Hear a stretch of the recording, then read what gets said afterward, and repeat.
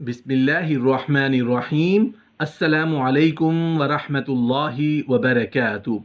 नहमदुहु व नुसल्ली अला रसूलिहिल करीम, अम्मा बाद।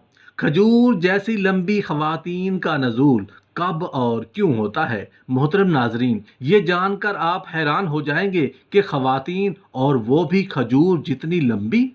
क्या दुनिया में ऐसा हो सकता है? जी हाँ, ख़वातीन खजूर जितनी लंबी भी हो सकती हैं, और वो भी दुनिया में, यानी कि ज़मीन के ऊपर। मगर सच तो ये है कि आज तक ऐसी खजूर जैसी लंबी ख़वातीन हमें देखने को मिली ही नहीं।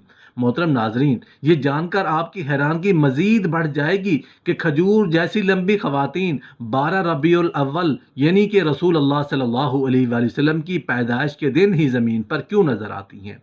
वो कौन सी ख़वातीन हैं जिनके कद इतने लंबे और तनावर हैं, और 12 रबीउल अव्वल के दिन खजूर जैसी लंबी ख़वातीन का नज़ूल क्यों होता है? खजूर जैसी लंबी ख़वातीन क्या इंसानों में से हैं या जिन्नात में से हैं या वो कोई फरिश्ते हैं? इन तमाम सवालों के जवाब और खजूर जैसी लंबी ख़वातीन से मुताल्लिक़ हक़ायक़ जानने के लिए वीडियो को आखिर तक ज़रूर देखिएगा। मोहतरम नाज़रीन, इसमें तो कोई दूसरी राय हो ही नहीं सकती कि हमारे प्यारे आका हज़रत मोहम्मद मुस्तफ़ा सल्लल्लाहु अलैहि वसल्लम 12 रबीउल अव्वल के दिन इस दुनिया में तशरीफ़ लाए। आप सल्लल्लाहु अलैहि वसल्लम अपनी वालिदा माजिदा के बतन मुबारक में पूरे 9 माह रहे। पूरे इस दौरानिया में उन्हें न कभी दर्द हुआ और ना ही हवा की शिकायत हुई, और ना ही कभी पेट का दर्द हुआ, ना ही कोई ऐसी तकलीफ हुई जो अमूमन हामला ख़वातीन को होती है। जबकि आप सल्लल्लाहु अलैहि वसल्लम अपनी वालिदा माजिदा के बतन मुबारक में ही थे। आप सल्लल्लाहु अलैहि वसल्लम के वालिद अमजद ने इस दार फ़ानी को अलविदा किया। मलाइका पुकार उठे, ऐ हमारे मौला, ऐ हमारे परवरदिगार, हमारे ये नबी करीम अलैहिस्सलातु व तस्लीम यतीम हो गए। अल्लाह ताला ने मलाइका से कहा, मैं खुद आप सल्लल्लाहु अलैहि वसल्लम का वली और मुहाफिज हूँ। हजूर की वालिदा बयान करती हैं कि विलादतुन नबी के वक्त हज़रत अब्दुल मुत्तलिब काबा मुअज़्ज़मा का तवाफ़ करने के लिए गए हुए थे। मैंने बहुत बड़ी आवाज़ को सुना, उसने मुझे खौफज़दा कर दिया। सोमवार का दिन था। मैंने देखा कि गोया सफ़ेद परिंदों के परों ने मेरे दिल को छुआ है। मेरा हर किस्म का खौफ और डर जाता रहा। मेरा वो दर्द भी ख़त्म हो गया जो मैं महसूस कर रही थी। मुझे एक सफ़ेद रंग का शरबत पेश किया गया। मैंने समझा कि शायद दूध है। मुझे प्यास लगी थी, मैंने वो शरबत पी लिया। मुझसे एक अजीम शान नूर निकला। फिर मैंने खजूर की तरह लंबी औरतों को देखा, गोया कि वो अब्दो मुनाफ के कबीला के ख़वातीन हैं। उन्होंने मेरी देखभाल की। मुझे उन पर बड़ा ताज्जुब हुआ। मैंने कहा, या अल्लाह, ये ख़वातीन कौन हैं और कहाँ से तशरीफ़ लाई हैं? उन्होंने आज खुद जवाब दिया, मैं आसिया अलैहिस्सलाम फ़िरऔन की बीवी और मरियम अलैहिस्सलाम बिनते इमरान हैं, और हमारे साथ हुरान जन्नत भी हैं। मेरा मामला बड़ी शिद्दत अख्तियार कर गया। मैं हर लम्हा वही आवाज़ सुन रही थी। वो पहले से ज़्यादा अजीम और होलनाक होती गई। मैंने रेशम का एक सफ़ेद सा इंतहाई लंबा टुकड़ा देखा। कोई कहने वाला कह रहा था, उसे लोगों की निगाहों से पोशीदा कर लो। आप फरमाती हैं कि बवक्त विलादत मैंने हवा में खड़े हुए आदमियों को देखा। उनके हाथ में चांदी के लोटे थे। इंतहाई खौफजदा होने की वजह से पसीने में शराबूर थी। मेरे पसीने के हर कतरा से कस्तूरी की तरह की महक उठ रही थी। मैं ख्वाहिश कर रही थी कि काश अब्दुल मुत्तलिब घर में मौजूद होते, लेकिन वो घर में मौजूद ना थे। मैंने परिंदों की एक जमात को देखा। न जाने वो कहाँ से आई थी। उसने मेरे कमरे को ढांप लिया। उन तमाम की चोंचें ज़मर्रुद की थीं, उनके पर याकूत के थे। उस वक्त अल्लाह ताला ने मेरी निगाहों के सामने से पर्दा हटा दिया। मैंने उस वक्त ज़मीन के मशारिक और मगारिब को देख लिया। मैंने 3 झंडों को देखा, एक झंडा मशरिक में, एक मगरिब में, एक झंडा बैतुल हराम की छत पर लगाया गया।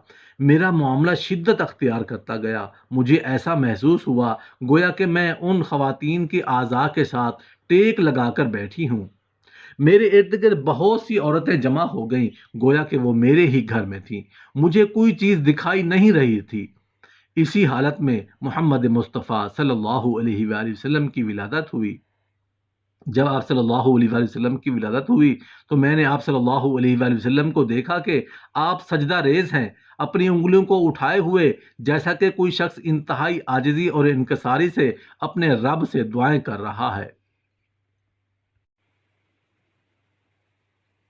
پھر میں نے دیکھا کہ سفید رنگ کا بادل آسمان کی طرف سے آیا، اس نے حضرت محمد مصطفیٰ صلی اللہ علیہ وآلہ وسلم کو ڈھانپ لیا۔ آپ صلی اللہ علیہ وآلہ وسلم مجھ سے غائب ہو گئے۔ میں نے ایک ندا کرنے والے کی ندا کو سنا، وہ یہ صدا لگا رہا تھا کہ محمد صلی اللہ علیہ وآلہ وسلم کو زمین کے مشرق اور مغرب میں لے جاؤ، انہیں سمندروں کی بھی سیر کراؤ تاکہ وہ بھی آپ صلی اللہ علیہ وآلہ وسلم کے اسم مبارک، نعت اور شکل و مبارک سے آشنا ہو جائیں، اور یہ بھی انہیں معلوم ہو جائے کہ سمندروں میں آپ کا نام مبارک ماہی ہے، یعنی تمام کا تمام شرک آپ صلی اللہ علیہ وآلہ وسلم کی وجہ سے مٹ جائے گا۔ پھر تھوڑی دیر کے بعد وہ بادل چھٹ گیا۔ محمد مصطفیٰ صلی اللہ علیہ وآلہ وسلم کو میں نے سفید صوف اون میں لپٹا ہوا دیکھا جو دودھ سے زیادہ صاف اور ریشم سے زیادہ نرم تھا۔ آپ صلی اللہ علیہ وآلہ وسلم کے نیچے سبز رنگ کا ریشم تھا۔ حضور صلی اللہ علیہ وآلہ وسلم نے سفید رنگ کی 3 چابیوں کو پکڑ لیا۔ منادی کرنے والے نے ندا کی، محمد عربی صلی اللہ علیہ وآلہ وسلم نے نصرت، منافع اور نبوت کی چابیوں پر قبضہ کر لیا ہے۔ میں نے صدا لگانے والے کو سنا، وہ کہہ رہا تھا، محمد صلی اللہ علیہ وآلہ وسلم کو مشرق و مغرب میں گھماؤ، انہیں انبیاء کرام علیہ السلام کی جائے پیدائش میں لے جاؤ، تمام روحانی مخلوق، جن و انس، پرندوں اور درندوں سے ان کا تعارف کراؤ۔ پھر تھوڑی دیر کے بعد بادل چھٹ گئے تو آپ آقا صلی اللہ علیہ وآلہ وسلم نے سبز رنگ کے ریشم کے ہاتھ میں تھاما ہوا تھا جس سے پانی کے قطرات بہہ رہے تھے۔ کوئی صدا لگانے والا صدا لگا رہا تھا، واہ واہ، حضرت محمد صلی اللہ علیہ وآلہ وسلم نے ساری دنیا پر قبضہ کر لیا ہے۔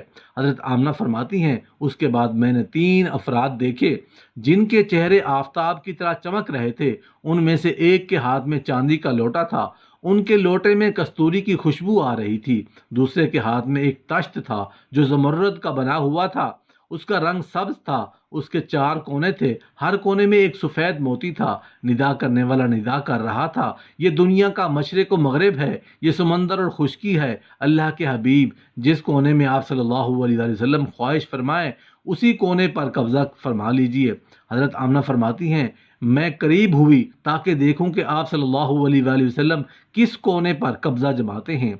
حضور مکرم صلی اللہ علیہ وآلہ وسلم نے اس تشت کے وسط پر قبضہ جما لیا۔ میں نے صدا کرنے والے کی صدا کو سنا، رب کعبہ کی قسم، محمد مصطفیٰ صلی اللہ علیہ وآلہ وسلم نے کعبہ پر قبضہ کر لیا ہے۔ بے شک اللہ تعالیٰ کعبہ کو آپ صلی اللہ علیہ وآلہ وسلم کا قبلہ اور رہائش گاہ بنائے گا۔ تیسرے شخص کے ہاتھ میں لپٹا ہوا کپڑا تھا، اس نے اس کو کھولا، اس میں سے ایک اتنی خوبصورت انگوٹھی نکالی جو لوگوں کی نگاہوں کا خیرہ کر دینے والی تھی۔ پھر تشت اٹھانے والے شخص نے میرے لخت جگر کو تشت پر بٹھا دیا۔ آپ صلی اللہ علیہ وآلہ وسلم کو اس لوہے کے ساتھ 7 مرتبہ غسل دیا گیا، پھر اس انگوٹھی کے ساتھ آپ صلی اللہ علیہ وآلہ وسلم کے کندھوں کے درمیان مہر لگائی۔ آپ صلی اللہ علیہ وآلہ وسلم کو پھر ریشم میں لپیٹ دیا، پھر اس پر مشک اور جیسا خوشبودار دھاگا باندھ دیا۔ پھر اس تشت والے نے آپ صلی اللہ علیہ وآلہ وسلم کو تھوڑی دیر کے لیے اپنے پروں کے نیچے رکھا۔ حضرت ابن عباس رضی اللہ عنہ فرماتے ہیں کہ وہ دونوں رضوان جنت اور خازن جنت تھے۔